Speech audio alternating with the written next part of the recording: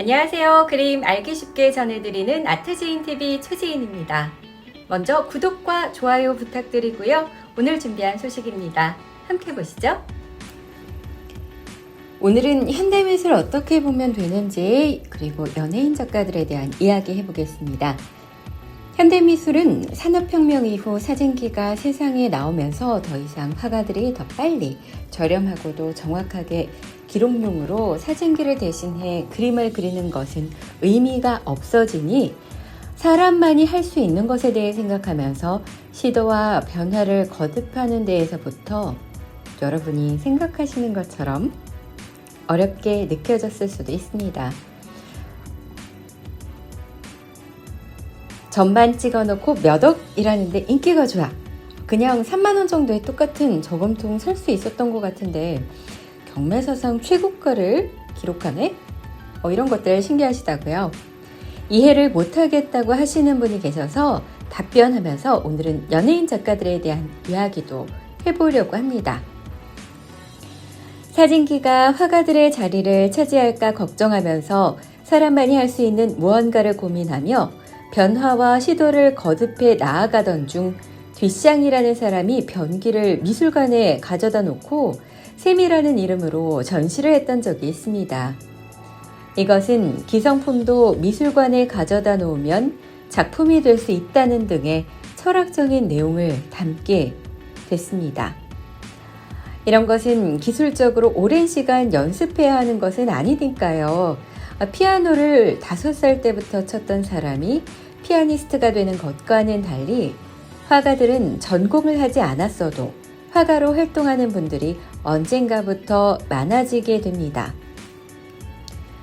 그렇게 전공하지 않았음에도 여러분이 다 아실 정도로 유명한 화가들도 있고요. 법대를 나와서 유명한 화가로 인정을 받은 작가도 있는데요. 반면에 미대를 나왔어도 생계를 이어야 하는 이유로 전공을 살리지 못한 작가들도 많았죠. 이것은 성공한 화가들의 스토리 아트지인TV에서 했던 것 링크 걸어놓겠습니다. 참고하시기 바랍니다. 승인 작가님의 연예인 작가님에 대한 작가들의 생각에 대해 그 생각을 더한 것으로 작가님의 의견에 반대하는 것은 아니고요. 저도 1년 동안은 같이 매달 전시해서 가까이에서 몇몇 연예인 작가님을 본 것에 대한 기록입니다. 호칭은 제가 평소에 부르는 호칭으로, 영상은 전시 영상 많이 보고 싶다는 요청에 따라서 코로나의 영향 없이 전시를 많이 다녔던 지난해 파라다이스 전시와 서소문 성지 박물관, 아라리오 갤러리 전시로 전해드리겠습니다. 구독자분들의 의견 귀 기울여 듣고 그에 맞춰서 영상도 만들어가고 있습니다. 궁금하신 점이나 건의사항 있으시면 언제든지 댓글 남겨주셔도 됩니다. 먼저 이 영상은 연예인 작가에 대한 제 의견을 말씀드리기보다 옆에서 본 그분들과 그림, 그리고 관람자들의 반응에 대한 것입니다. 제 의견을 앞서 말씀드렸듯 전공자 중에도 다른 일을 하는 사람들이 많으며 전공하지 않았더라도 이미 유명한 작가들 역시 많다로 정리하면서 객관적인 사실 중심으로 말씀드릴게요. 연예인 작가 하면 하정우 선배님 많이 떠올리시죠? 인기만 많을 뿐 그림이 안 팔린다는 얘기도 소문처럼 돌았었는데요. 제가 아는 분도 몇 점 사셨습니다.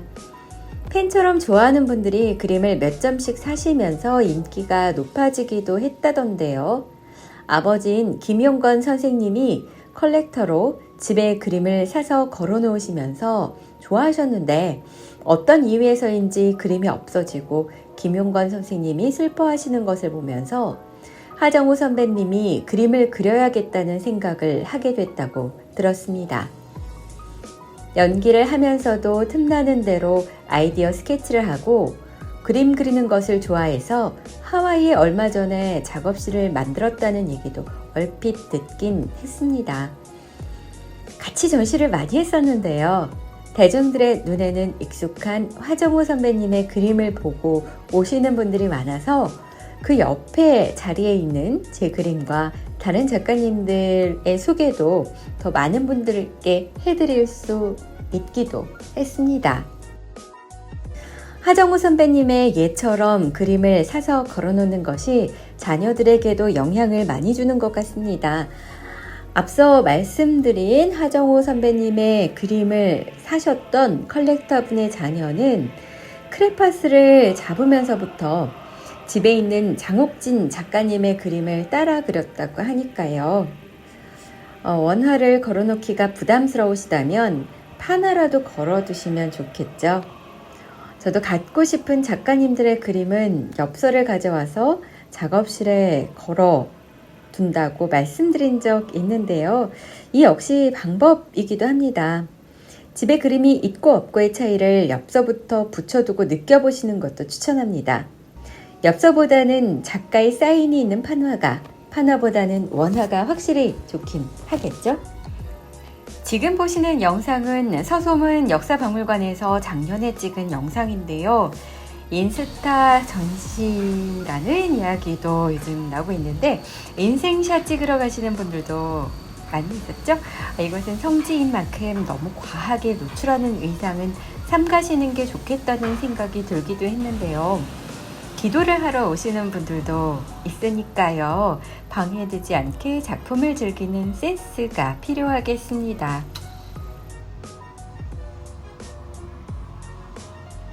성지에 좋은 작품이 있어서 그것에 대해 좀 더 관심을 갖고 찾아보거나 도슨트 분께 이야기를 청해 듣게 되는 점은 좋았는데요.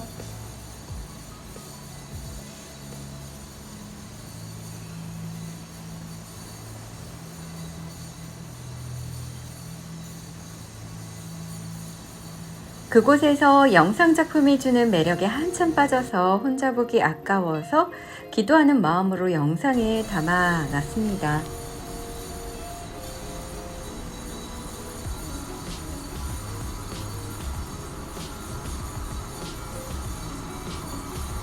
시선을 끌게 하잖아요. 관심 갖게 하고요. 연예인 역시 아티스트라고 하죠. 배우도 예술인이잖아요. 미술하는 사람들이 음악을 좋아하고 조금씩 악기를 다루거나 즐기는 사람이 있는 것처럼 가수나 배우들도 다른 분야의 예능에 감각이 있는 것 같다고 생각하실 수도 있을 텐데요. 남궁옥분 언니는 정말 그림 그리는 것을 좋아하고 소녀 같으세요. 그리고 이광기 오빠는 컬렉터부터 시작해서 미술의 매력을 느껴서 지금은 사진도 찍고 유튜브 채널에서 다른 작가님들의 작품을 경매로 판매하고 있기도 합니다. 전공자고 연예인도 아닌데 왜 그 그룹에서 있냐고 하시는 분들도 계셨는데요. 일단은 있습니다. 부산 아트페어를 검색하면 WS501 멤버가 나옵니다. 그분이 전시에 참여하고 있어서 응원하는 팬들도 많고요. 저는 옥분 언니 팬분 중에 목사님이 설명 재미있게 들으시더니 하늘에서 내려오는 깃털에 대해서 너무 재밌어 하시면서 하나 소장해 주시기도 했는데요. 전시장에 오는 사람들이 많아야지 홍보도 되고 그림을 좋아해 주시는 분들도 많게 되니까요. 흥미가 있어야지 관심을 갖게 되잖아요. 네, 기획하는 입장에서는 연예인들의 전시를 그렇게 시도한 듯 합니다. 물론 이 역시 지금은 너무 익숙해진 기획이기도 해서 좀 더 새로운 것이 필요한 시점일 수도 있겠지만요. 어찌 보면 좀 더 좋은 기회를 수월하게 얻을 수도 있는 점이 있었던 것 같은데요.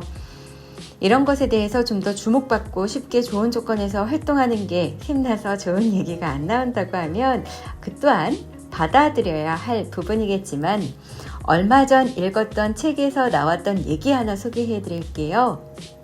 하나의 능력만으로 세상을 사는 것보다 두 가지 능력을 갖고 있으면 좋다는 내용인데요.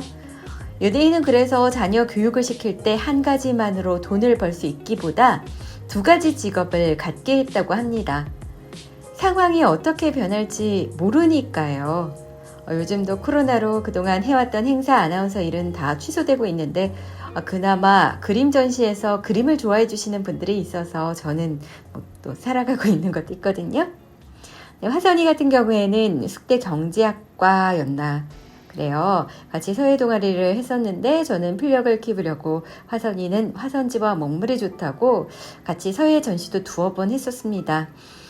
화선이는 그렇게 99년에 시작해서 동양화를 배우고 전시하기 시작했는데요. 이 친구는 카레이서로도 활동하다가 한동안 경비행기에 또 빠져있기도 했었고요. 뭔가 계속 즐기면서 배워나가더라고요. 그러면서 배우, 모델, 화가, 카레이서가 된 거고요. 각각의 영역에서 만나게 되는 사람들에게 듣는 이야기의 폭도 넓어지며 세상에 대한 이해도 넓어지지 않을까 싶습니다. 네, 임효필 오빠는 전공자입니다. 마찬가지로 전공자인 가수와 배우분들이 생각보다 많습니다. 미대 나와서 뭘 할지 모르겠는 현실 앞에서 대학원에 진학해서 학교를 다니다가 다른 길로 들어선 분들 저처럼 많은 것 같은데요. 배우 권상우 님도 미술교육학과 나온 것으로 알고요. 주상욱 님이랑 가수 구준엽 님, 장범준 님도 미대 출신, 가무성 님과 빈진호, 서울대 미대인데 빈진호는 서울대 조속과를 중퇴했네요. 네, 다만 작업만 열심히 하는 다른 작가님들에 비해서는 보다 수월하고 주목받고 좋은 환경에서 전시를 할 수도 있는 만큼 조금씩 도울 수 있는 것은 도우면서 미술이 다른 사람들에게 좀 더 관심을 가질 수 있게끔 애써준다면 좋겠다라는 생각도 드는데요. 다른 전업 작가님들도 연예인 작가들에 대해서 무조건 색안경을 쓰고 돌아서기보다 먼저 다가서서 손을 내미는 것도 필요하지 않을까 싶습니다. 저도 계속 말하게 되는 게 예원 준비부터 해서 예고, 미대, 석사까지 미술 교육을 했다인데 아나운서를 했다는 것에 이 모든 시간과 노력들이 가려져서 아나운서에만 이목이 집중돼서 안타까운 것도 있었거든요. 가끔 후배들 중에도 미술을 한다면 뭔가 분위기 있어 보인다는 느낌으로 왜 그런지 모르겠지만요. 좋은 것만 보고 하고 싶어하는 친구들도 있는데요. 아나운서 지망생에게도 눈에 보이지 않는 단점에 대해서 솔직하게 말하는 것처럼 그 친구들한테도 이 세계에 빛도 있지만 그늘도 있음을, 힘든 점을 솔직하게 다 말합니다. 이 영상 보고 계시는 분들 중에는 적어도 미술계의 그늘이 되는 분들은 없었으면 하는데요. 신진 작가에 대해서 하는 생각 없는 막말, 이유 없는 시기 질투, 그리고 헛소문 역시 이 세계의 그늘일 수도 있겠죠. 오늘은 전시 영상 보여드리면서 연예인 작가들에 대한 이야기를 해봤는데요. 오늘 보여드린 영상이 현대미술의 한 모습이라면 그냥 사람 눈 찍고 나도 할 수 있는 것들 다 가져다 놓은 거라고 생각하실 수도 있을 겁니다. 네, 물론 하실 수 있는 겁니다. 다만 어떤 생각으로 이런 작업을 했는지 그 작가에 대해서 알아보고 관심 갖고 공부하시면 좋습니다. 오늘 말씀드린 연예인 작가들의 작품도 한번 찾아보시는 것도 좋을 것 같고요. 먼 길도 한 걸음부터가 시작이듯 부담 느끼지 마시고요.